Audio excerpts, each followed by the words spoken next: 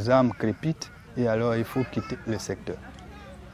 Les problèmes de mon pays, c'est pour cela que vous lisez dans mon visage une certaine peur parce que les populations, ma famille restée au pays, surtout au bord de l'eau, je ne sais pas ce qui est là-bas. Si moi j'ai une vie sauve aujourd'hui et les autres, et nos parents,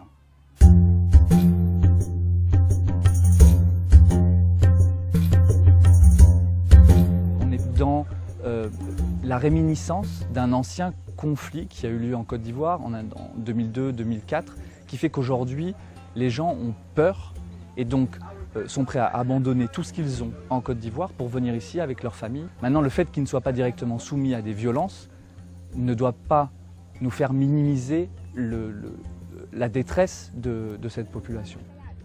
On travaille pour le moment essentiellement dans le comté de Nimba. C'est là où la plupart des réfugiés sont arrivés jusqu'à maintenant, même si le conflit se déplaçant au sud en Côte d'Ivoire, les réfugiés commencent à arriver un peu plus au sud de cet espace. On a 2 centres d'action, un ici à Saclépia où on a un OPD, c'est-à-dire un centre ouvert pour les patients, donc ce n'est pas un hôpital, on fait de la consultation, des soins de santé primaires, basiques, dans un camp de réfugiés qui a une capacité de 15 000 personnes. La deuxième action est plus au sud, le long de la frontière, dans des cliniques mobiles, où là, on va dans tous les villages le long de la frontière pour offrir également un accès aux soins de santé primaires pour les réfugiés, mais aussi pour les communautés villageoises qui accueillent les réfugiés. Parfois, les cliniques sont assez loin des réfugiés. Et en plus, deuxièmement, on a pu remarquer que certains réfugiés n'avaient pas la volonté de venir aussi loin à l'intérieur du pays, dans les camps qui sont prévus pour eux. Il faut que ces populations aient accès aux soins de santé et la seule façon d'y aller, ce sont les cliniques mobiles, justement. You see pregnant women, you see babies, you see old folks. They are all coming from Africa, entering into Liberia, and they are vulnerable. Giving them drugs, seeing them on a daily basis, examine them, do some vital signs, and if necessary, paracheck and give them drugs. If there is need for transfer, we transfer to the nearby hospital, like Saclépia or Ganta Hospital. Quand tu arrives ici, il te faut une maison pour dormir. Ça, c'est les Libériens qui nous donnent ces maisons-là.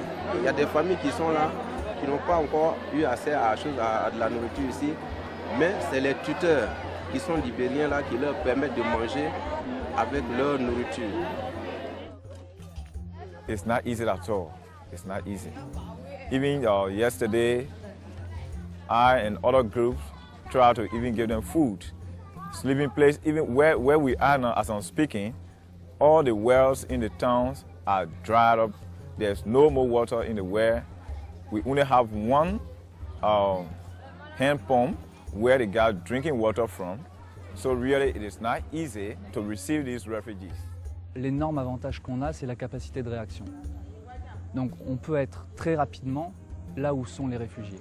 Et c'est ce qui nous permet aujourd'hui de réadapter au quotidien quasiment notre opération le long de la frontière en rajoutant des cliniques mobiles dans des nouveaux villages à chaque fois que le besoin se fait sentir. Dans les semaines qui viennent, le principal problème auquel on va devoir faire face, c'est la saison des pluies. La saison des pluies, c'est quoi? C'est risque de choléra, c'est augmentation de malaria, c'est limitation de l'accès des populations le long de la frontière et difficulté de mouvement de ces populations vers l'intérieur du pays où il deviendrait mécaniquement plus facile d'accès pour nous et pour les autres organisations qui interviennent dans la zone.